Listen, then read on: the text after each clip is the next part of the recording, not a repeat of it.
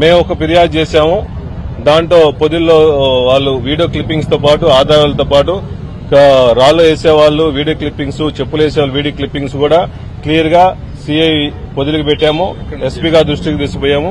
వాళ్ళు ఎక్కడెక్కడ నిలబడి ఉన్నారో, ఏ ఇంటి దగ్గర నుంచి నిలబడ్డారో ఆ ఇంటి నుంచే దాడులు జరిగినాయి కూడా క్లియర్ గా ఎక్స్ప్లెయిన్ చేస్తున్నాం.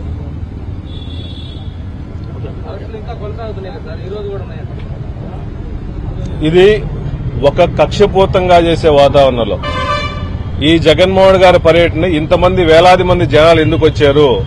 ఇతర జనాలు వస్తా ఉంటే ప్రభుత్వం వ్యతిరేకత కనిపిస్తుంది. దీన్ని అణిచివేయాలని చెప్పేసి 30 మంది అరెస్ట్ చేయొచ్చు, 40 మంది అరెస్ట్ చేయొచ్చు. ప్రజాస్వామ్యంలో ప్రజల కోసం, రైతుల కోసం పోరాటం చేసే వైఎస్ఆర్సీపీ కార్యకర్తల మీద, నాయకుల మీద ఎన్ని కేసులు పెట్టినా మేం పోరాటానికి రెడీగా ఉన్నాము.